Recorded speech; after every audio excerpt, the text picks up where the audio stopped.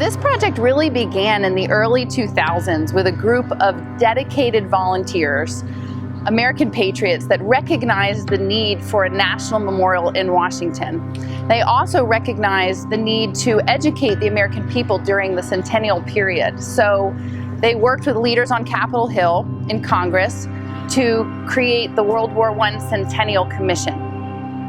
The commission was established in 2013 to educate the American people about World War I, to create commemorative events throughout the centennial period. And the greatest responsibility of the commission was the responsibility to design, fund, and eventually construct and build the National World War I Memorial here in Washington. We chose Grunley to partner with us on the building of the National World War I Memorial for a few reasons. Grunley has a proven track record in similar projects with national and historical significance. So that track record, coupled with a similar and shared enthusiasm for the project and a commitment to honor those who served 100 years ago that no longer have a voice, were really the reasons why we chose Grunley Construction as our partners in this project.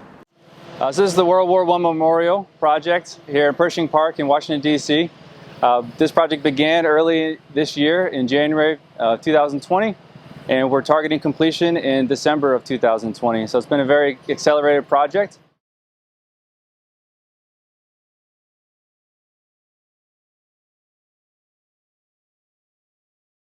The sculpture itself is called A Soldier's Journey, and it does just that. It depicts the story of World War I through a soldier's life. It's in 3 sections. The first section shows the soldier leaving his family, saying farewell as he prepares to go off to war.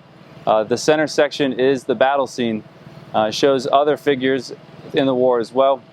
And then the final scene is returning home. It's where the soldier returns home to his family, and it represents passing on the knowledge that has been gained through his sacrifice in the war. Because this project is being done on such an accelerated schedule, we've been really blessed to have a great design team.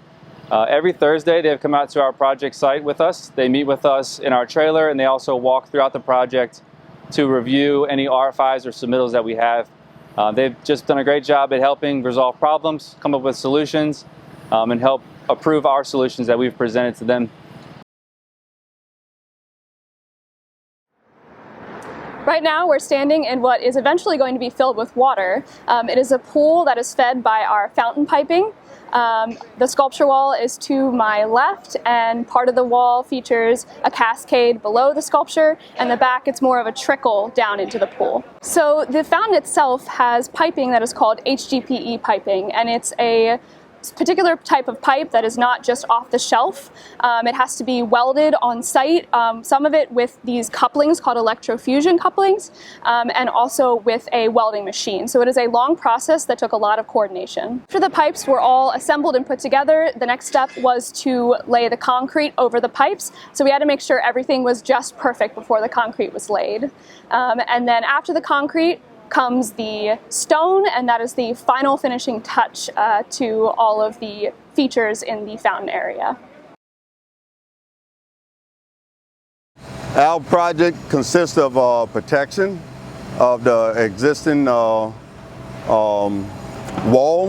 The protection is removed right now. We've gotten to that stage where we removed the protection, and the Park Service had the ladders gilded before we came to the memorial. At some junction when we got clear enough up here, we reestablished the pavers and so forth. Then they brought in a team that actually brightened the ladders up. They painted them black this go round because of the gilding. They wanted them to just stand out a little different on the wall. The Persian statue is right to the left of us and all. We had protection around that. We didn't fully cover it up. We wanted to let some parts of the memorial stay visible to the public from the outside. And but right now all the protection is removed. One other statue was here on the grounds at the memorial was the Beck's Eagle. The eagle was a sculpture that was given to the Park Service from the National Wildlife Reserve that was given to the Wildlife Reserve from Smithsonian. And the Beck's Eagle used to sit at the northwest entrance, and we had to remove that eagle due to the excavation that we had to perform in that area. It wasn't planned at first, but our excavation got so close to it, we had to move the Beck's eagle. And at this time, it is stored at the National Park Service yard. One of my favorite aspects of this project is the fact that we're able to reuse a lot of the existing stone.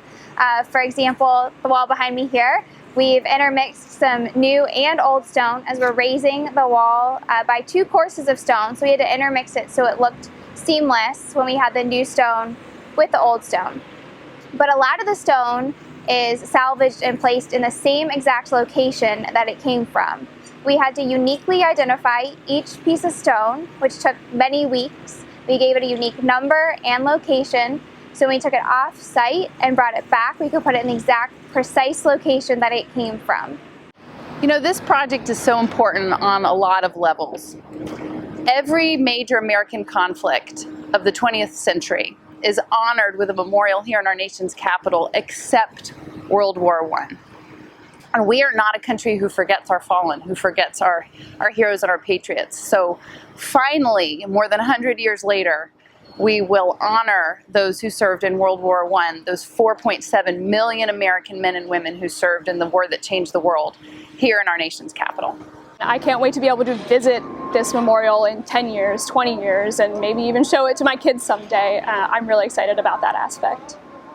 I think this is going to bring a great element to the city of DC. We haven't had a World War I memorial nationally or here in the city. So this is going to give a lot of people an opportunity to come and to learn more about the war, learn about the sacrifices that not only in the United States, but the countries around the world made for our freedoms. I look at working on the memorial as serving my country since I couldn't serve it physically.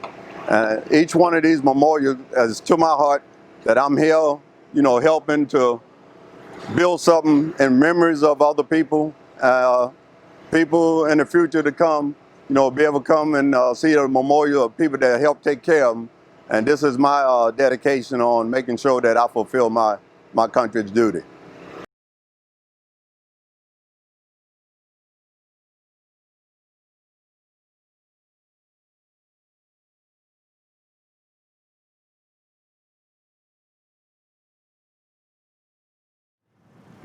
So on the peace fountain side of the pediment will be 4 lines from a poem written by Archibald MacLeish, who was a doughboy in France during the First World War. His brother Kenneth was also in the war as a Navy pilot, and he died. He was killed in action, and he's buried in Flanders Field American Cemetery in Belgium. But Archibald MacLeish wrote a poem called "The Young Dead Soldiers Do Not Speak," and these are the 4 lines that will be etched in the pediment. They say, "We leave you our deaths, give them their meaning. Give them an end to the war and a true peace. Give them a victory that ends the war and a peace afterwards. Give them their meaning. We were young," they say. "We have died. Remember us."